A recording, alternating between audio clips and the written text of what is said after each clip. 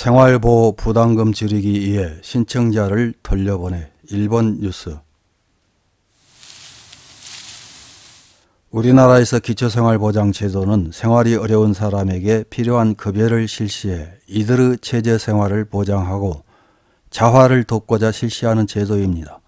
기초생활보장급여는 수급자가 자신의 생활유지, 향상을 위해 소득, 재산, 근로 능력 등을 활용해 최대한 노력하는 것을 전제로 이를 보충, 발전시키는 것을 기본 원칙으로 합니다.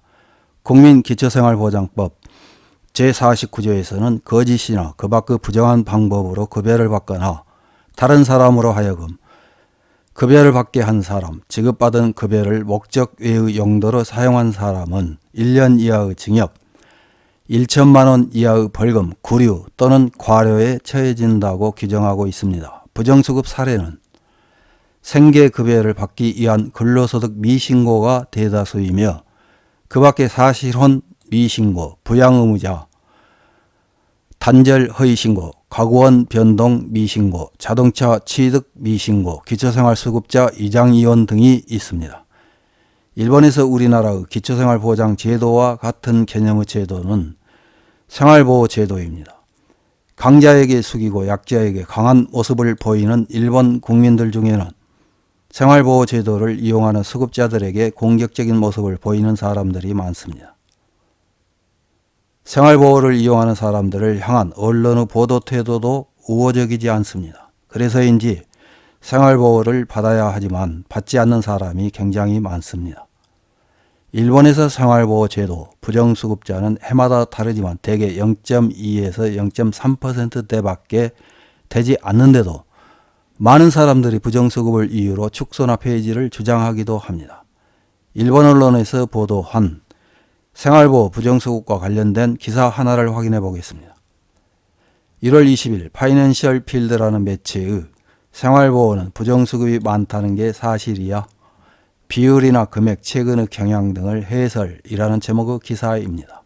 생활보호 부정수급은 생활보호와 세트로 이야기되는 경우가 있습니다. 그래서 부정수급은 아주 많을 것이다 라고 생각하는 사람도 있을 것입니다. 그러나 전체 비율로 보면 부정수급은 결코 많다고는 할 수 없습니다. 후생노동성은 생활보호제도의 현황에 따르면 2020년도의 생활보호 부담금은 3조 5258억 엔입니다.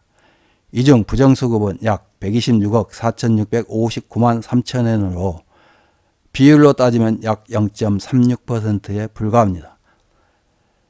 부정수급 건수는 3만 2,090건이며 한 건당 부정수급액은 39만 4천 엔입니다. 부정수급 내용의 약 60%를 차지하고 있는 것은 가동수입의 무신고와 가소신고입니다.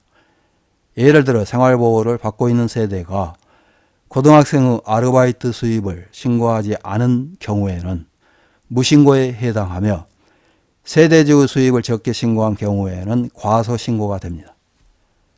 최근 생활보호 부정수급 건수와 금액은 감소 추세입니다. 예를 들어 부정수급 건수에 주목하면 2012년에서 2016년은 4만 건대였지만 2017년에는 약 3만 9천 건, 2018년은 약 3만 7천 건, 2020년에서 2021년은 약 3만 2천 건입니다. 감소 추세의 배경은 생활보호제도의 신뢰 확보를 위해 2013년도부터 시행된 생활보호법의 개정입니다. 이 개정에서는 생활보호 신청을 받는 복지사무소의 조사관한 학대나 부정수급 시 벌금을 30만 엔에서 100만 엔으로 하는 등의 벌칙 강화가 더해졌습니다. 또 부정수급과 관련된 보호비 조정이나 필요에 따라 보고를 요구하는 등의 항목도 추가되었습니다.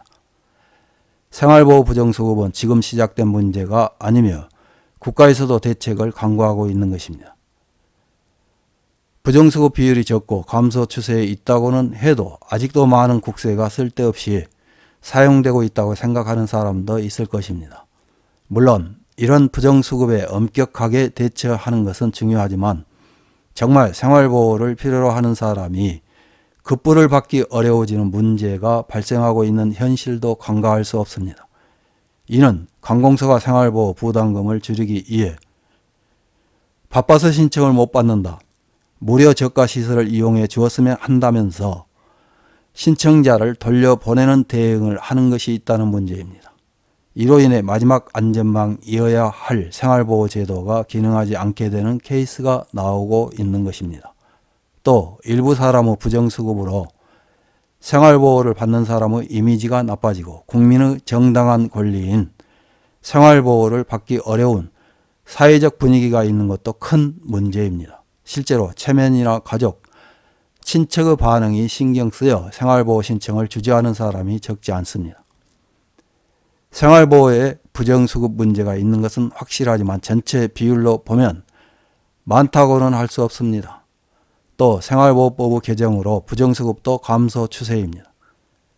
일부 사람의 부정수급으로 생활보호를 받는 사람 전체에 대한 편견을 갖게 되어 국민의 정당한 권리를 행사하기 어려운 사회에는 건전하지 않습니다. 부정수급을 줄일 뿐만 아니라 생활보호를 정말 필요로 하는 사람이 신속하게 생활보호를 받을 수 있도록 하는 것도 중요합니다. 생활보호 관련 기사에 달린 일본 네티즌들의 댓글 몇 개를 확인해보고 마치겠습니다. 첫 번째 댓글입니다. 부정수급 0.3%로 국민은 너무 공격합니다. 제도를 아무것도 이해하지 못하고 공격하는 사람이 대부분 수입이 낮은 사람들이 질투로 공격합니다. 어쨌든 약자를 공격하고 싶어하는 국민성인 것은 틀림없네요. 다음 댓글입니다.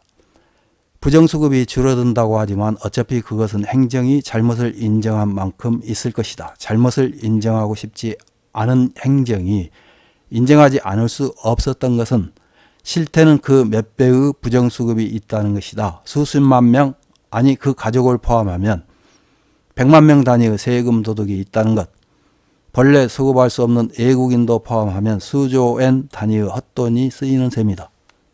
다음 댓글입니다. 대법원에서 외국인의 생활보호 수급은 불법으로 판결이 나와 있는데도 시정되지 않기 때문에 외국인도 수급 자격이 있다고 착각하고 관공서에 재판을 벌이고 있는 가나인도 있고 일본인 지원자도 있습니다. 다음 댓글입니다.